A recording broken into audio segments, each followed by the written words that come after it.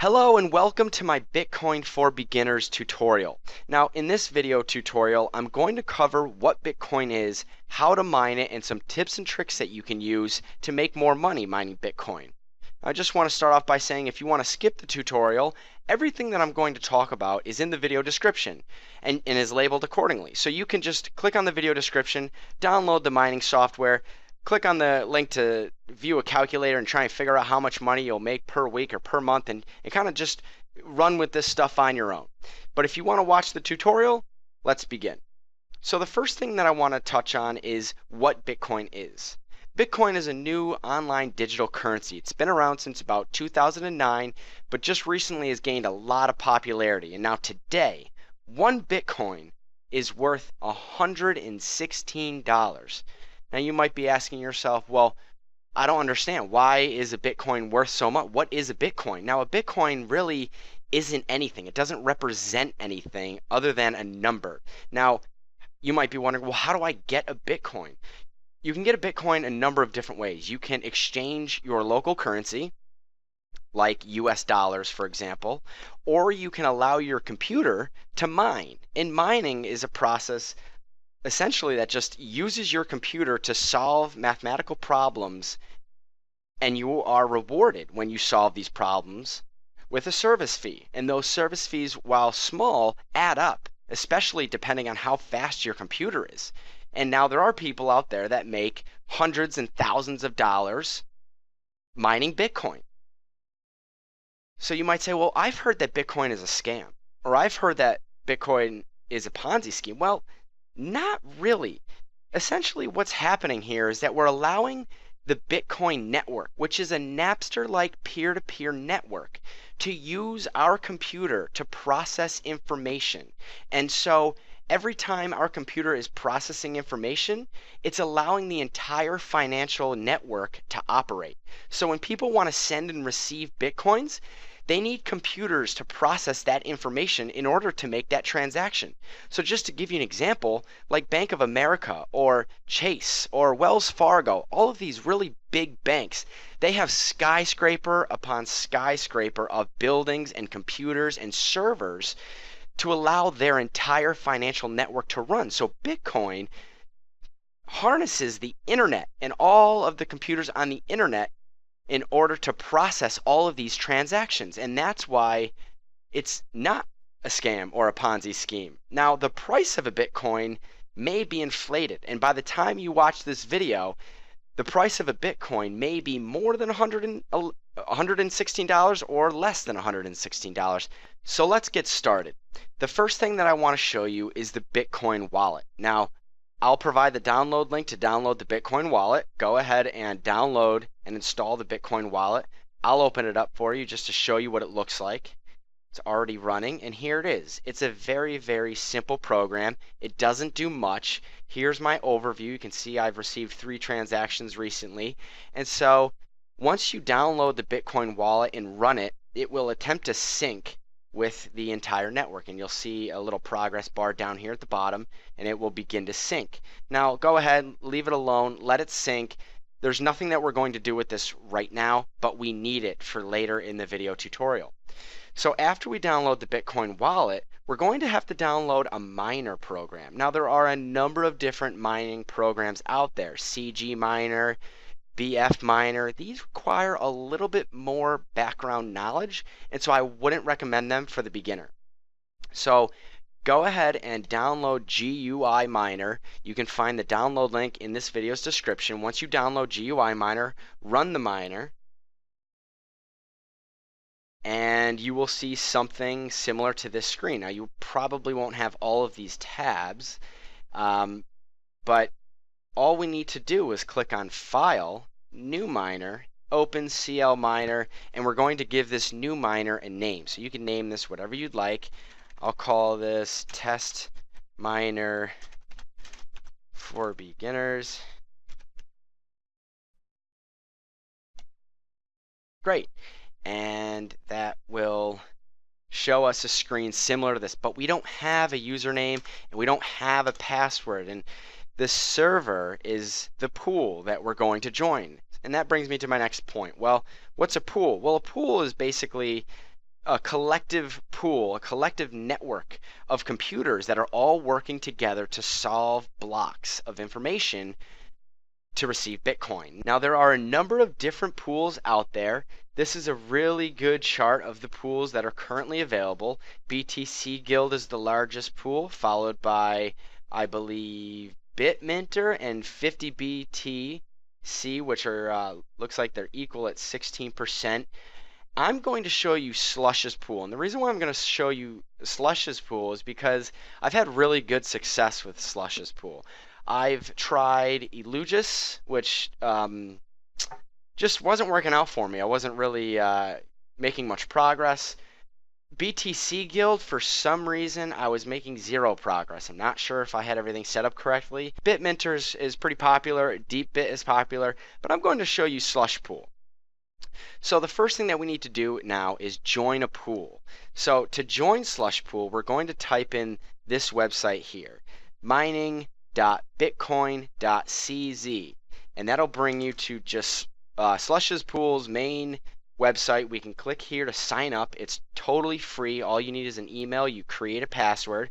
Once you create an account, you'll be brought to a screen right here. Now you can see here, Bitcoin address. That is something that we're going to get from our wallet. So let's go back to our Bitcoin wallet and let's go click on receive coins, and we're going to click on new address, and we're going to give that new address a label. So I'll give that, let's see, Slush pool for beginners address. So once I do that, you can see it pops up here in this list, and what I want to do is right click, copy that address, this string of code right here, and I'm just going to paste it right here. I'm just going to paste that address there. And so we're going to keep the send threshold at 0.01. These are just some statistics that will show you basically where you're at in mining. We're going to save these settings. Now we need to create a worker. So we've already figured out how we're going to get paid. Now we need to create a worker. And this is kind of like a login and password information. So we're going to register a new worker, and we're going to give this worker a name. It can be anything that you want. I'll just type in beginner. I'm going to give it a password. I suggest just something simple. 123 will work. Leave everything else the same. Click on save. And you'll see here that it will create your worker. Now, this is what we need to copy. Copy, go back to our miner, and now we're going to paste the worker username. See, I'm under that miner that I just created. I'm going to paste the username. The password was 123, and the server is the pool. And so you can see there are a bunch of pools, but I'm showing you Slush's pool. So I'll select Slush's pool.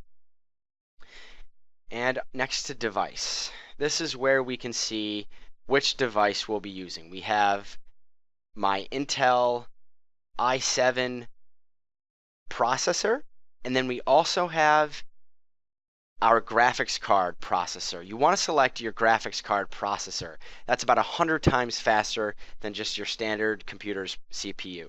CPU affinity, I'm just going to keep that at 0, and all we need to do is click this button. Boom, start mining. Now we're going to also click on View, Show Summary, and that's going to actually show us a nice little summary of all of the activity in our mining program and all of our workers that are mining. So you can see here, test miner for beginners. I have it mining. The only reason why it's only at 2.1 is because I'm already using all of my CPU power in my previous miner. So I'm just going to stop that. And so you can see here I'm mining at 131 mega hashes per second. And I've only started this up within the last 5 minutes. I'm already up to 110 shares that have been accepted, and I have 0 stales. Now this number here, this column, what this represents is a count of the number of times that you were given a bit of information for your computer to solve, and your computer solved it and sent in the answer, and your answer was confirmed as correct and accepted, and so you get a share under accepted. Now if you have any numbers in this column under stale, basically what that means is that you were given some information to solve, you solved it, you sent it in, but you sent it in too late, or you sent it in and it was wrong. So you'll have a number under this column, and that won't be counted towards your payout. So every time you get an accepted share, you get paid. Now, that's really all we need to do. Now, your computer is mining. So the next thing that you should do is let's try and figure out how much money we're going to make with this speed.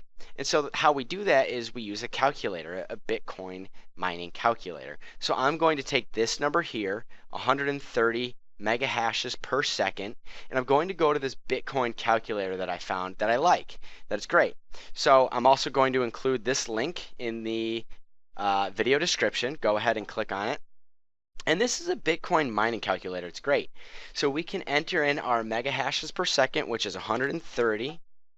You're probably going to have a different number. It may be higher, it may be lower. And this is where we're going to enter how many watts our computer is using. So I have an 800 or an 850 power supply in my computer. Now, whether my computer is using all of that power or not is debatable. I don't think it is. So I'll just put 425. I'll split the difference.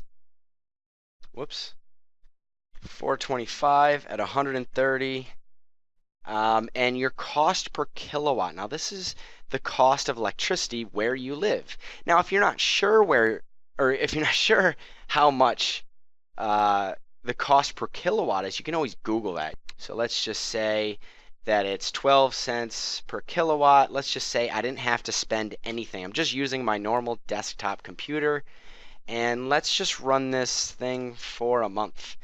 Now, today, Bitcoin is worth $116. We'll keep the difficulty just whatever it says, because that'll change. And the difficulty percent per month, I'm actually just going to keep that at 1. And this is 25, which is correct. And I'll just click on calculate.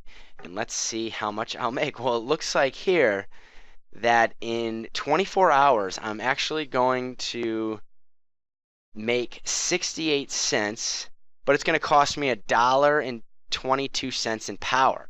So that's a net loss of 54 cents. So it looks like in 24 hours, 1 month, 1 year, 30 days, 1 month, I'm going to lose $16 because I'm going to have to pay $36 in electricity bill. So this will give you an idea of if you're going to make any money or not. So then the question is, well, what do I have to do in order to make money? Well, the answer is your mega hashes per second, this number here, needs to be higher. Needs to be higher than the amount of money that you need to spend on electricity. So you need to make more Bitcoin than it costs to run your computer. So let me just give you an example. Some people are making 3,000 mega hashes per second, which equates to 3 gigahashes. So 3,000 mega hashes per second. Let's just say and actually this number right here is probably wrong. My computer probably doesn't take 425 watts.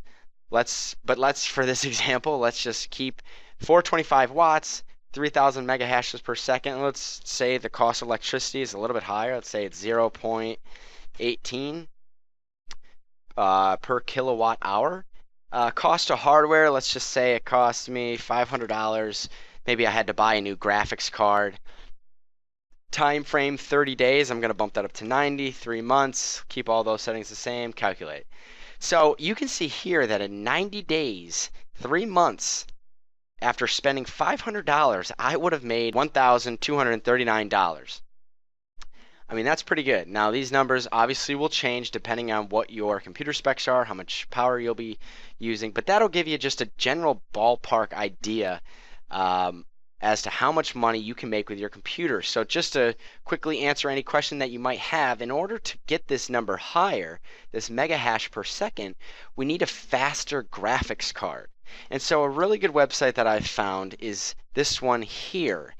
It will basically compare all of the graphics cards that are out on the market today.